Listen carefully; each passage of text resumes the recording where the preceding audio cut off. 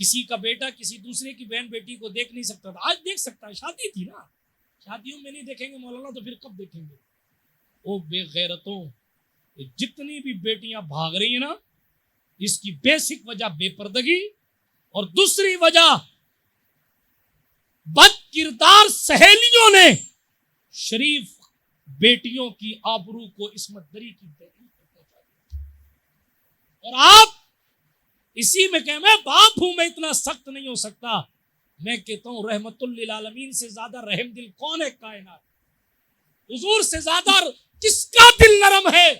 جو راتوں کو اٹھ اٹھ کر 2000 سال بعد آنے والے لوگوں کے لیے مغفرت کی دعائیں کرے؟ آپ علماء سے پوچھیں، اگر بجلی کی کڑک اور بادل گرج جائے تو حضور اپنے حجرے سے تیزی فرماتے ہوئے باہر نکل کے کہتے تھے میرے اللہ میری امت پر عذاب مت دینا، اپنی امت سے اتنا پیار ہے۔ مگر جب تربیت کی بات آئی ہے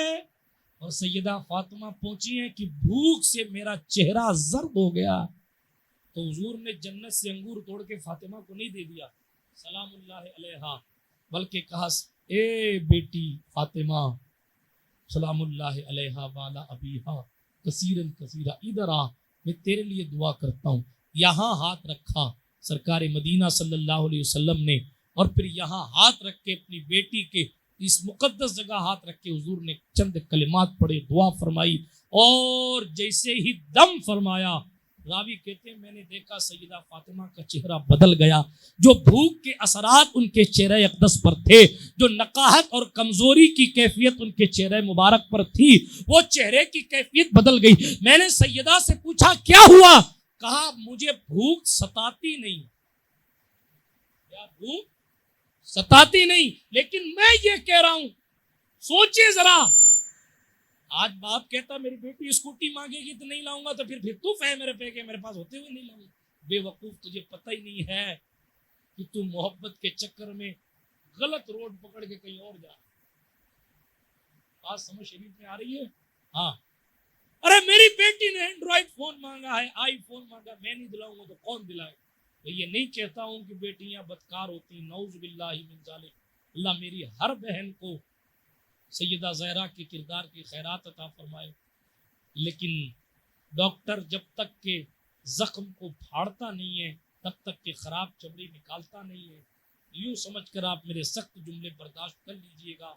اگر آج آپ کی بیٹی کہتی ہے کہ بس ابھی جوانی کی دہلیز پر پہنچی ہے اور اینڈرائڈ فون کی متلاشی ہے، اور آپ محبت ملا کر دلا دے رہے ہیں، اور کوئی اگر کہے بھی کہ تھوڑا خیال رکھو تو کہتے اتنے پیسے کا کیا ہوگا؟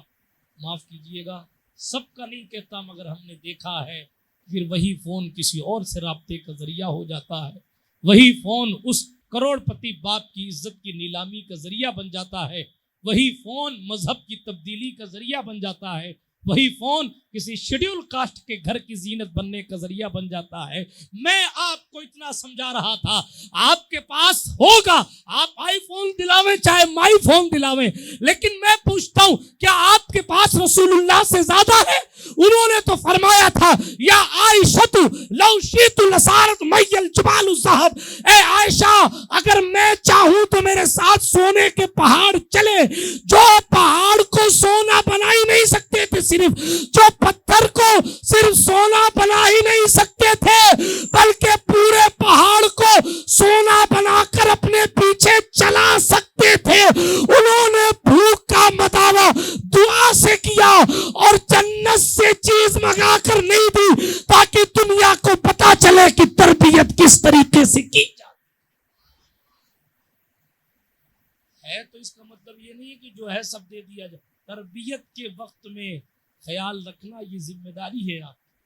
اور جب بچیاں تربیت یافتہ ہو جائیں اور آپ اس کو کسی اور کی گھر کی زینت بنانے کی کنڈیشن پر آ جائیں، آپ آئی فون 1 کیا 10 دلائیے، آپ ایک اسکوٹی کیا کار دلائیے، کوئی منع نہیں کرتا، لیکن جناب جو پڑھائی کے دن اور تربیت کے دن ہوتے ہیں ان دنوں میں اگر قدم بہکے تو پھر کبھی کامیابی نہیں مل سکتی۔ پڑھائی کے دور میں، بنیادی تعلیم کے دور میں جو کمزور رہا وہ پھر کبھی طاقتور نہیں ہو سکتا، یہ اصول ہے۔ اس لیے تربیت کی دنیا میں جب بھی ہم اور آپ آتے ہیں تو ہماری اور آپ کی ذمہ داری بڑھ جاتی ہے۔ یہ اس لیے کہہ دیا تھا کہ اسلامی رشتے کی مائیں اور باپ بھی یہ سوچے میرا بیٹا رات کہاں گزار رہا ہے یہ اس کا ذمہ